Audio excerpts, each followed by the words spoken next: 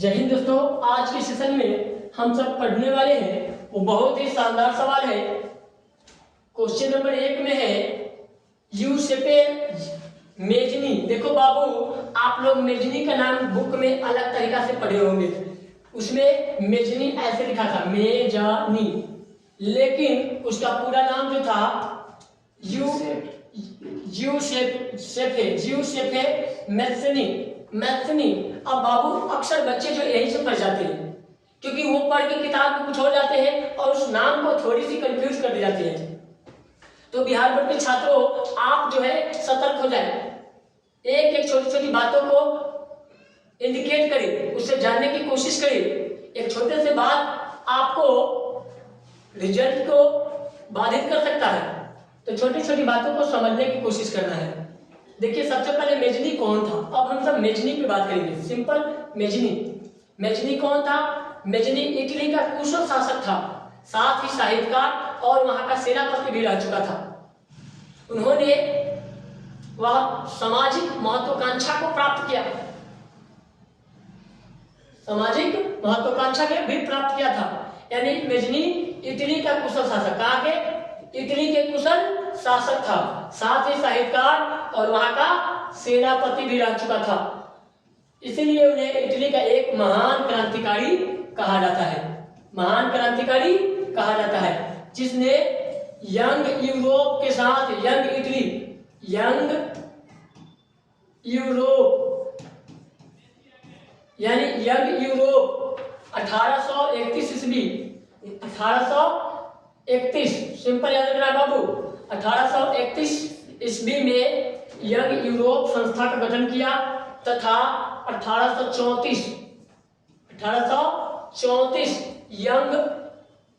Young Italy संस्था का गठन किया तथा राष्ट्रीय आंदोलन चलाया। कौन आंदोलन? राष्ट्रीय आंदोलन चलाए, और जिसके फलस्वरूप इटली में एकीकरण की भावना को बल मिला।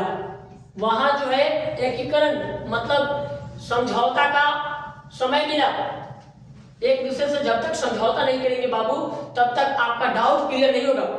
हम सब जितना कन्वर्सेशन करेंगे, एकीकरण का मतलब एक दूसरे से एकीकरण करना, जैसे कंपोज करना, जैसे रिलेशन को डेवलप करना, जैसे बच्चे किसी शिक्षक से रिलेशन एकीकरण करते हैं कि कुछ दिनों के लिए, जैसे एग्जाम तक के लिए हम सब एक दूसरे से रिलेशन करते हैं, एकीकरण करते हैं, समझौता करते हैं।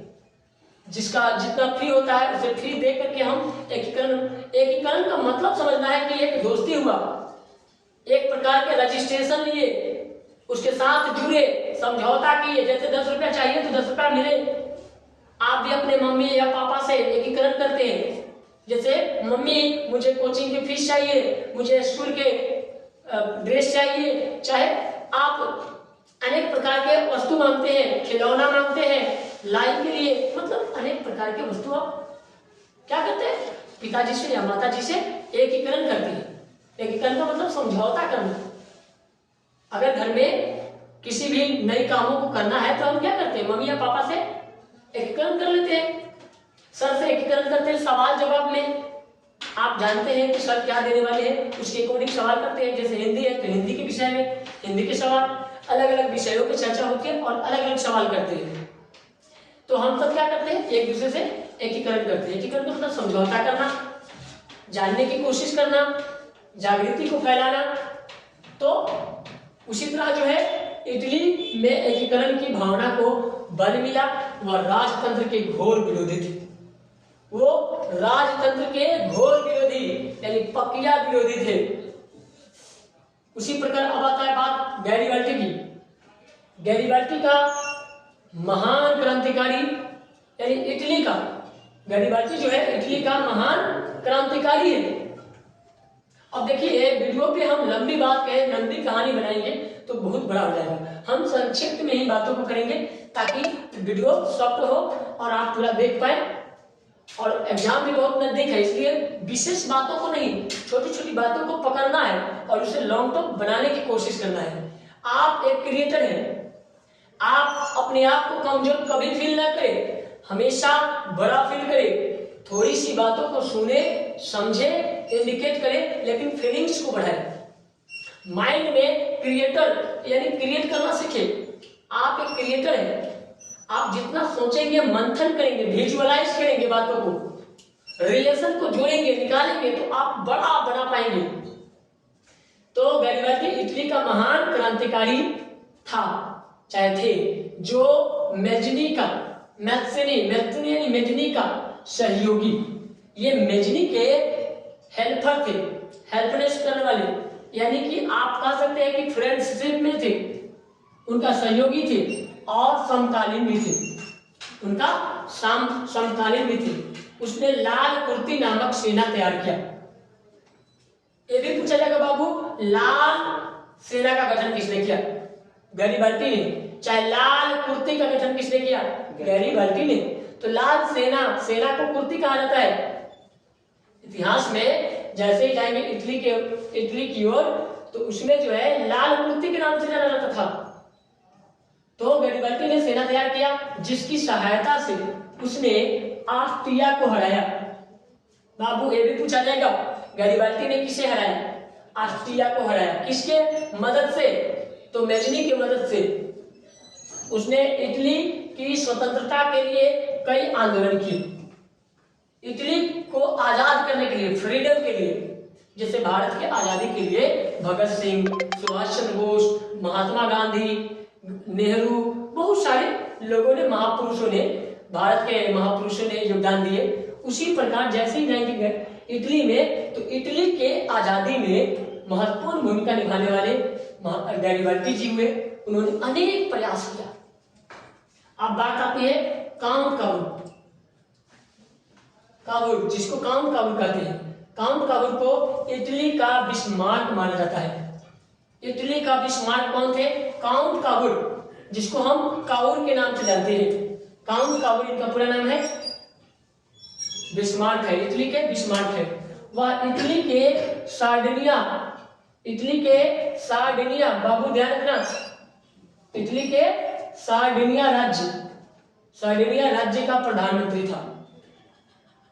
क्या था? इटली के सार्डिनिया यानी कि सार्डिनिया राज्य के प्रधानमंत्री था। उसने सबसे पहले, सर्वप्रथम यानी सबसे पहले अपने राज्य को इटली में मिलाने का कार्य किया। काउंट काबुल ने क्या किया? अपने राज्य को मिलाने का काम किया, यानी इटली में अपने राज्य को मिलाने का काम किया। कौन राज्य? काउंट काबुल इटली का बिस्मार्क था। वह इटली के सार्डिनिया राज्य को मिलाने का काम किया। किसने? इटली में मिलाने का काम किया। अब आएंगे हम लोग बाबू बिस्मार्क। आखिर बिस्मार्क के बारे में जानना भी बहुत जरूरी है। बिस्मार्क जर्मनी के इतिहास में अद्वितीय स्थान प्राप्त किया है। अद्वितीय मतलब अनंत, जिसका कोई अंत ना हो, वो अद्वितीय स्थान को प्राप्त किया। उसने जर्मनी के एकीकरण के लिए रक्त लौ की नीति अपनाया। बाबू, रक्त एवं लौ की नीति किसने अपनाया? तो बिस्मार्क ने। उसके प्रयासों से ही जर्मनी का एकीकरण संभव हुआ।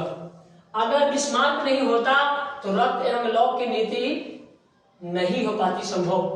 तो उसने संभव कराने की कोशिश किया। आज की सरकारों में क्या है? आज की सरकारों में भी रक्त एवं लौ की नीति की तरह आज जो है अनेक प्रकार के लॉ को इंप्लीमेंट करते हैं। जैसे कभी राम मंदिर को बनवा देना, कभी 370 को हटा देना, अनेक प्रकार के अनुच्छेद, कभी CAA, NRC, ये तमाम प्रकार के कानूनें आई और गई। बिहार राज्य में क्या है?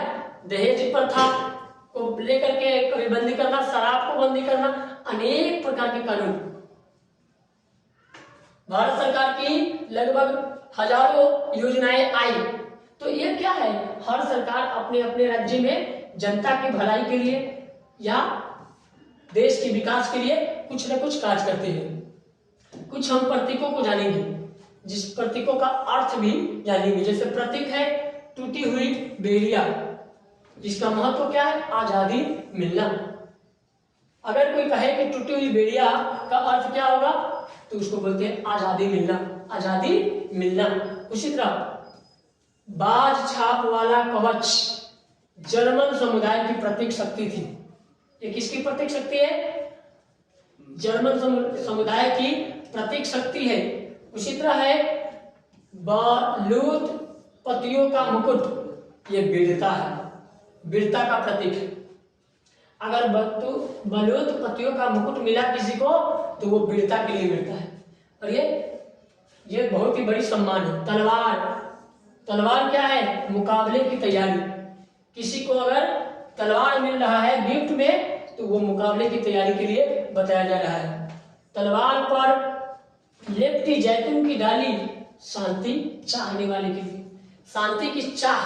किसी को अगर तलवार मिल रहा है गिफ्ट और उस पे जैतून की डाली लिपटी हुई मिलता है, मतलब कपड़ा लपटा हुआ मिल रहा है, तो समझिए कि वो शांति की चाह रहा है, शांति चाहत के लिए। काला लाल और सुनहरा तिरंगा, काला लाल और सुनहरा तिरंगा, ये 1848 में उदारवादी मतलब आजादी वाले राष्ट्रवादियों का झंडा, जिसे जर्मन राज्यों के ड्यूकस ने प्रतिबंधित कर दिया था। यानी कि जर्मनी का जो ड्यूकस था उन्होंने क्या किया? प्रतिबंधित कर दिया, मतलब बैन कर दिया, रोक लगा दिया था। उन्होंने रोक लगा दिया था। उसी तरह एक आखिरी इंपॉर्टेंट सवाल है, उगते सूर्य की किरणें एक नए युग की सूत्रपात या शुरुआत। उगते सूर्य की किरणें का अगर प्रतीक किसी को दिया जाता है तो वो प्रतीक है एक नए युग की शुरुआत करने के लिए उन्हें आह्वान किया जा रहा है। आगे फ्रेडरिक सरियू कौन था? फ्रांसीसी चित्रकार। बाबू ध्यान से, फ्रेडरिक सरियू कौन था? फ्रांसीसी चित्रकार थे। उसी तरह अंसर्ट रेनर कौन था? फ्रांसीसी दार्शनिक थे। रेनर कौन थे? फ्रांसीसी दार्शनिक। बिहार बोर्ड वाले बच्चे, बहुत सारे सवाल है जो आपको सतर्कता के साथ नोट कर लेना चाहिए। केवल देखने से कुछ नहीं होगा, पेन पेपर निकालो और लिख डालो, तभी जाकर के आप क्रांति कर सकते हैं। अगला सवाल, जर्मन राष्ट्र का रूपक क्या था? वह किस बात का प्रतीक था? तो जर्मन जो राष्ट्र का रूपक था वो जर्मेनिया था। जर्मन बलूत वीरता का प्रतीक है। जर्मन बलूत क्या है? वीरता का प्रतीक है। वीरता चक्र मिलते हैं। अगर देश में भी कोई बड़े काम को करते हैं तो जैसे हमारे देश के राष्ट्रपति एपीजे अब्दुल कलाम को भारत रत्न मिली, डॉक्टर राजेंद्र प्रसाद को भारत रत्न मिली, तो ये क्या है? वीरता का प्रतीक है। जो अच्छा काम करते हैं उसके लिए वो सब मिलता है। अब है मॉन्टेस्क्यू ने किस सिद्धांत का प्रतिपादन किया था? मॉन्टेस्क्यू शक्ति पृथ्वीकरण का सिद्धांत का या अधिकार विभाजन, अधिकारों को बांटने के लिए उन्होंने मॉन्टेस्क्यू ने प्रतिपादन किया सिद्धांत को। उसी तरह है अगला सवाल 5वां, कौन सी विश्वविख्यात घटना को राष्ट्रवाद की पहली स्पष्ट अभिव्यक्ति माना जाता है? वो फ्रांसीसी क्रांति 1789 में हुआ था। कब हुआ बाबू फ्रांसीसी क्रांति? 1789, जो विश्व विख्यात हुआ। ये विश्व विख्यात की घटना थी 1789। अगला सवाल है जालवेराइन क्या था? वह किस प्रकार वह जर्मनी के आर्थिक एकीकरण का प्रतीक था? तो जालवेरिन एक संस्था थी। जालवेरिन एक संस्था जिसको जालवेराइन कहते हैं, एक जर्मन शुल्क संघ था। शुल्क संघ जिसमें कुछ शुल्क लगते थे। अधिकांश जर्मन राज्य शामिल थे, उसमें ज्यादातर जर्मनी के लोग ही शामिल थे। 1834 में स्थापित इस संघ ने विविध जर्मन राज्यों के बीच शुल्क अवरोधों को समाप्त किया। मतलब जो शुल्क लगता था उसे रोका गया और मुद्राओं की संख्या 30 से 2 कर दी गई। संख्या जो 30 था उसे 2 कर दिया गया, यानी घटा दिया गया था। इस प्रकार यह आर्थिक एकीकरण का प्रतीक था। यानी कि जालवेरिन एक संस्था थी जिसमें शुल्क 30 रुपया लगता था, तो बाद में घटाकर 2 रुपया कर दिया गया था। यानी कि शुल्क के द्वारा जो है उसमें गुट में शामिल किया जाता था या संस्था में शामिल किया जाता था।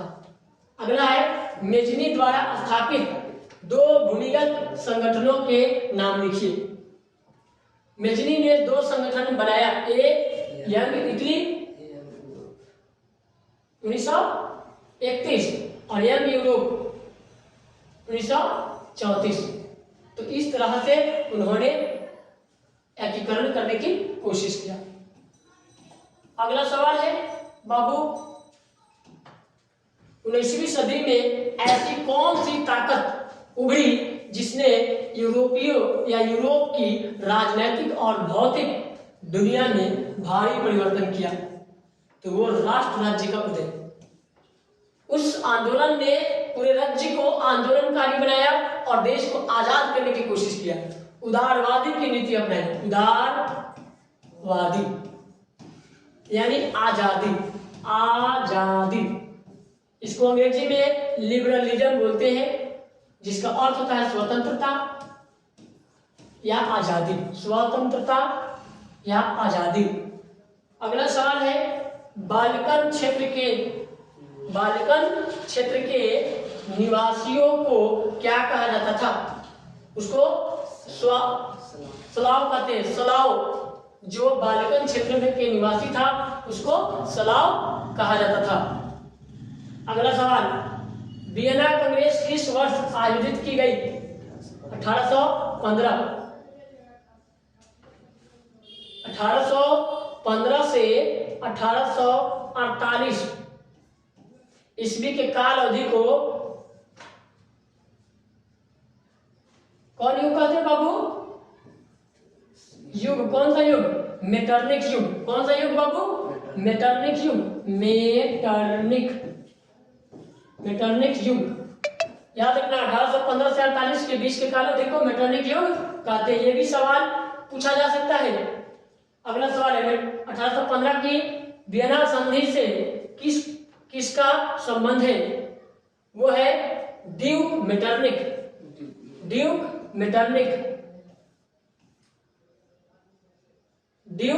मेटरनिक यही है बाबू, ड्यूक मेटरनिक, जिन्होंने 1815 से वियना संधि के संबंध में बताया था, यानी कि उस समय शासन भी कर रहे थे। अगला 12 नंबर, नेपोलियन युद्ध के दौरान हुए बदलावों को खत्म करना किस संधि का उद्देश्य था? वो वियना संधि। वियना में जो समझौता हुआ, संधि मतलब समझौता, वियना जगह के नाम है, वहां पर एक समझौता हुई जिसका नाम पड़ा वियना समझौता। इसका उद्देश्य था वियना की संधि के द्वारा नेपोलियन युद्ध को खत्म करना। किसने कहा था कि जब फ्रांस छींकता है तो बाकी यूरोप को सर्दी जुकाम हो जाता है? सोच लो बाबू कि इतिहास में कैसे कैसे कहावतें होती थी कि जब फ्रांस छींकता है तो बाकी यूरोप को जुकाम हो जाती है। तो वो मेटरनिक ने कहा था, जिसका नाम ड्यूक मेटरनिक था। तो बाबू अब नेक्स्ट सवाल क्यों रहेंगे?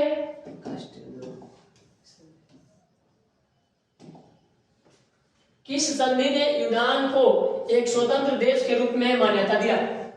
वो कास्टेनिनोपल संधि। आयरलैंड में प्रोस्टेट के विरुद्ध आंदोलन का नेतृत्व किसने किया? आयरलैंड में जो है वुल्फस्टोन ने किया। कौन किया बाबू? वुल्फस्टोन ने किया। आंखों पर पट्टी बांधे हुए और तराजू लिए हुए महिला किस बात का प्रतीक है? अगर कोई आंखों पर पट्टी बांधा हुआ है, आंखों पे पट्टी बांधा हुआ है, तराजू लिए महिला खड़ी है, तो इसका मतलब है कि समझ जाना चाहिए कि वो न्याय चाहती है। क्या चाहती है? न्याय चाहती है। महिलाओं को न्याय देना सबसे बड़ी न्याय है। तो आई होप कि आप लोगों को ये समझ में आ गया होगा। अगर वीडियो समझ में आया हो तो लाइक कीजिए। इस तरह की वीडियो और चाहते हैं तो चैनल को सब्सक्राइब कीजिए और दोस्तों के साथ शेयर कीजिए। हम फिर मिलते हैं नेक्स्ट वीडियो में। ओहो के मैं बस बना खाली